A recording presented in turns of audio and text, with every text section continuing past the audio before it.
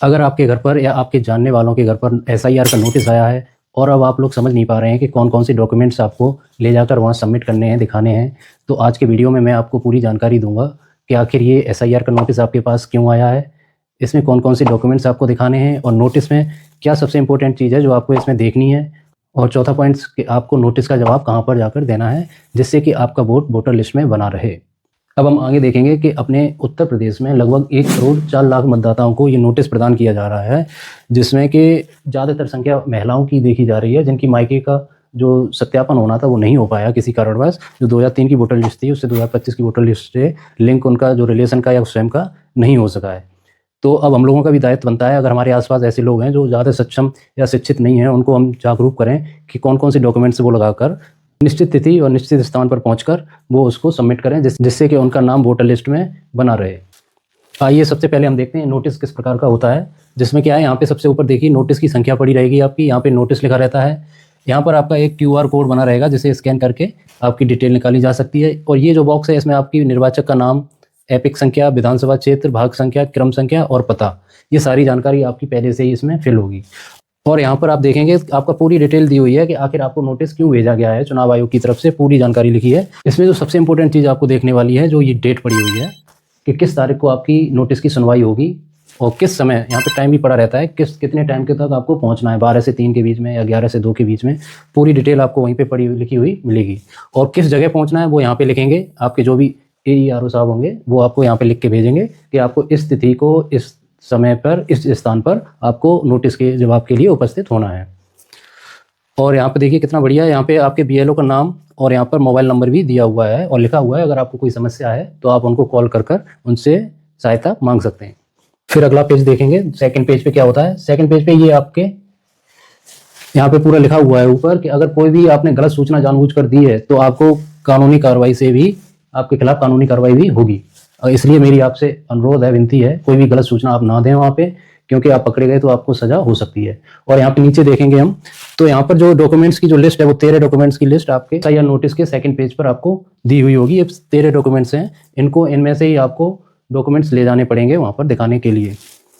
जो अपने 13 डॉक्यूमेंट्स हैं उसको मैंने बहुत ही अच्छी तरीके से यहाँ बनाया है और मैं अभी आपको समझा दूंगा कि कौन कौन से डॉक्यूमेंट्स आपको ले जाने हैं और कौन से डॉक्यूमेंट्स आसानी से आपको प्राप्त हो जाएंगे, अभी ज़्यादा दौड़ भाग नहीं करनी पड़ेगी। मगर उससे पहले हमें ये समझना होगा कि आखिर हमें 1 डॉक्यूमेंट्स ले जाना है या 2 ले जाने या 3 ले जाने।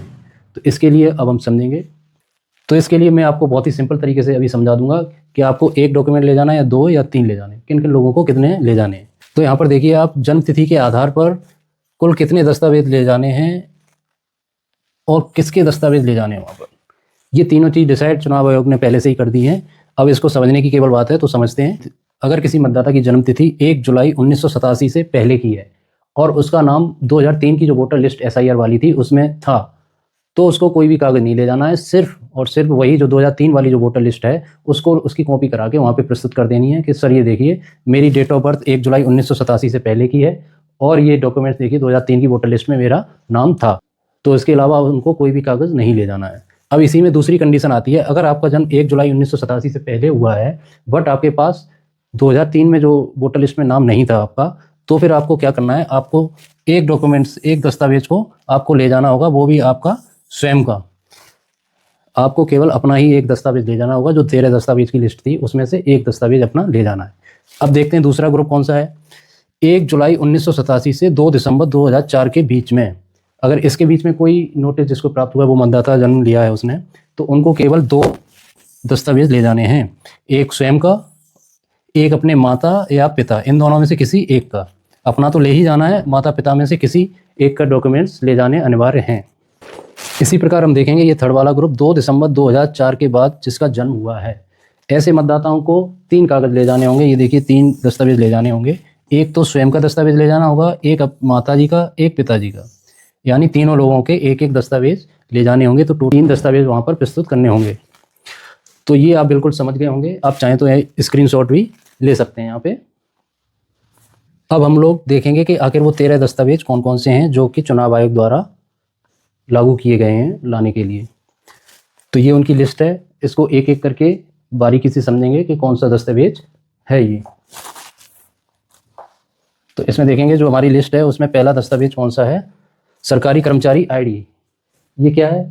केंद्र सरकार, राज्य सरकार, सार्वजनिक क्षेत्र के उपक्रम के नियमित कर्मचारी, पेंशन भोगी को जारी कोई पहचान पत्र या पेंशन भुगतान आदेश। यानी जो सरकारी कर्मचारी हैं राज्य के, केंद्र के या किसी सार्वजनिक क्षेत्र के उपक्रम के, तो उनको जो एक आईडी कार्ड दिया गया है वो, या फिर जो रिटायर्ड हो चुके हैं उनको पेंशन भुगतान होता है, उसका जो आदेश है वो भी यहाँ पर मान्य होगा। और अपना सेकंड कागज़ है पुराना सरकारी रिकॉर्ड 1 जुलाई 1987 से पहले का। यानी क्या है? भारत में सरकार, स्थानीय प्राधिकरण और बैंक, डाकघर, LIC, सार्वजनिक क्षेत्र के उपक्रम द्वारा 1 जुलाई 1987 से पहले जारी किया गया कोई भी पहचान पत्र, प्रमाण पत्र या अभिलेख। यानी कि 1 जुलाई 1987 से पहले इन सारे उपक्रमों से कोई भी अगर कोई आईडी कार्ड आपको दिया गया है तो यहाँ पर मान्य होगा। अब थर्ड अपना देखेंगे कौन सा कागज़ है? जन्म प्रमाण पत्र। ये क्या है? सक्षम प्राधिकारी द्वारा जारी जन्म प्रमाण पत्र। यानी जन्म प्रमाण पत्र जिन लोगों का बना हुआ है वो अपना जन्म प्रमाण पत्र लेकर, फोटोकॉपी लेकर, सेल्फ अटेस्ट करके वहाँ पर दिखा सकते हैं। फिर चौथा डॉक्यूमेंट्स है अपना पासपोर्ट। इंडियन पासपोर्ट जिन लोगों के पास है वो अपना यहाँ पे डॉक्यूमेंट्स के रूप में दिखा सकते हैं। और अपना पांचवा डॉक्यूमेंट्स है शैक्षिक प्रमाण पत्र, एजुकेशन सर्टिफिकेट। ये क्या है? मान्यता प्राप्त बोर्ड, विश्वविद्यालय द्वारा जारी मैट्रिकुलेशन शैक्षिक प्रमाण पत्र।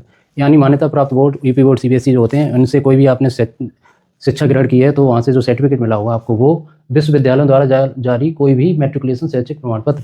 यानी आपने BA, BSc, BCom जो भी ग्रेजुएशन की है वहाँ से भी आपका अगर कोई डॉक्यूमेंट्स आपके पास है, डिग्री है, तो आपकी वो भी यहाँ पे मान्य होगी। छठवां पॉइंट है स्थायी निवास प्रमाण पत्र, डोमिसाइल सर्टिफिकेट। सक्षम राज्य प्राधिकारी द्वारा जारी स्थायी निवास प्रमाण पत्र। स्थायी निवास प्रमाण पत्र होना चाहिए, अगर आपके पास है तो ये भी आपका मान्य है। आठवां डॉक्यूमेंट्स है अपना जात प्रमाण पत्र, कास्ट सर्टिफिकेट। सक्षम प्राधिकारी द्वारा जारी जात प्रमाण पत्र। अगर आपके पास जात प्रमाण पत्र है तो वह भी आपके डॉक्यूमेंट्स के रूप में मान्य होगा। नौवां डॉक्यूमेंट्स है NRC, राष्ट्रीय नागरिक रजिस्टर, जहाँ लागू है। राष्ट्रीय नागरिक रजिस्टर इंडिया में शायद अभी असम में ही NRC हुआ है और बाकी राज्यों में शायद नहीं हुआ है, तो अन्य राज्य अपने यूपी में तो हुआ ही नहीं है, तो ये वाला ऑप्शन मुझे लग रहा है कई लोगों के पास नहीं होगा। 10वां पॉइंट क्या है अपना? परिवार रजिस्टर, फैमिली रजिस्टर। ये क्या बता रहे हैं? राज्य स्थानीय प्राधिकारी द्वारा परिवार रजिस्टर की नकल। यानी जो परिवार रजिस्टर की नकल होती है ग्रामीण क्षेत्र में, ये काफ़ी विख्यात है। परिवार रजिस्टर की नकल जो पंचायत सेक्रेटरी बनाते हैं, यहाँ पर उसी की बात हो रही है। तो अगर आपके पास परिवार रजिस्टर की नकल रखी है या नहीं है तो आप तुरंत ही अपने पंचायत सेक्रेटरी से मिलकर परिवार रजिस्टर की नकल बनवा लीजिए। फिर अपना 11वां डॉक्यूमेंट्स है सरकारी आवास भूमि पट्टा। अब ये क्या है? इसमें क्या है? सरकार द्वारा जारी सरकारी आवास भूमि पट्टा अलॉटमेंट लेटर। जिन लोगों को भूमि के जो कृषि के पट्टे मिले हैं या फिर आवास के जो पट्टे मिले हैं, अगर उनके डॉक्यूमेंट्स, उनके पास सर्टिफिकेट हैं तो वह भी यहाँ पर मान्य किए जाएंगे। 9वां डॉक्यूमेंट्स है आपका आधार कार्ड निर्देश लागू 9/9/2025। आयोग के निर्देशानुसार शर्तें लागू आधार कार्ड। यानी आपका अगर नाम 2003 वाली जो वोटर लिस्ट में था तो आप सिर्फ आधार कार्ड को ले जा सकते हैं और वहाँ पर दिखा सकते हैं। और अपना 13वां डॉक्यूमेंट्स है वोटर लिस्ट नकल बिहार SIR 2025। यानी बिहार में जो विशेष पुनरीक्षण SIR हुआ था 2025 में, उसकी नामावली का अंश।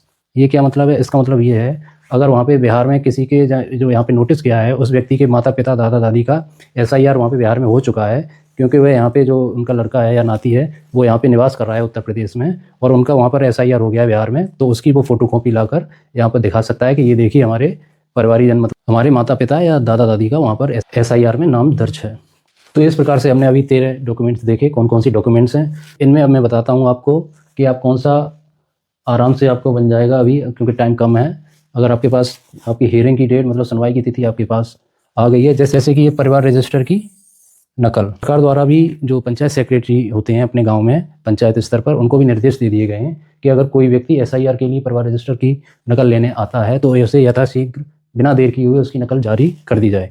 तो आप ये निकलवा सकते हैं, आराम से निकल आएगी। और आप चाहें तो अपना जात प्रमाण पत्र भी ऑनलाइन करके बनवा सकते हैं। 2 तो ये हो गए। और आपका अगर कोई आपको पट्टा मिला हुआ था सरकारी आवास का या फिर भूमि का, तो आप वो भी आप अपना निकलवा सकते हैं। 3 पॉइंट और आपको मैं बताता हूँ। 3 और चौथा पॉइंट आपका है ये शैक्षिक प्रमाण पत्र। इसमें जो आपकी 10th 12th या फिर जो ग्रेजुएशन की है मान्यता प्राप्त बोर्ड से या विश्वविद्यालय से, उसकी डॉक्यूमेंट्स आप तैयार रखें। और जब भी आपकी हियरिंग, मतलब नोटिस की सुनवाई की तिथि है, उस डेट को वहाँ पर जाकर इन डॉक्यूमेंट्स को प्रस्तुत कर दें। तो फिर मैं उम्मीद करता हूँ आपको आज का वीडियो में काफ़ी जानकारी मिल गई होगी। अगर इसके अलावा भी कोई क्वेरी है तो आप कमेंट्स बॉक्स में लिख कर पूछ सकते हैं।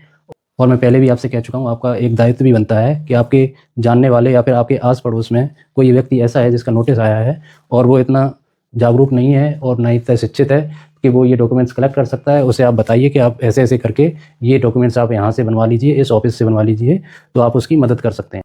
और अगर आपको ये वीडियो अच्छा लगा हो तो आप ऐसे लोगों में या व्हाट्सएप ग्रुप पे शेयर कर दीजिए, जिससे कि लोगों में जागरूकता आ जाए कि कौन कौन से डॉक्यूमेंट्स बनवाने हैं, वो अपने बनवा लें आराम से। Thank you very much. जय हिंद।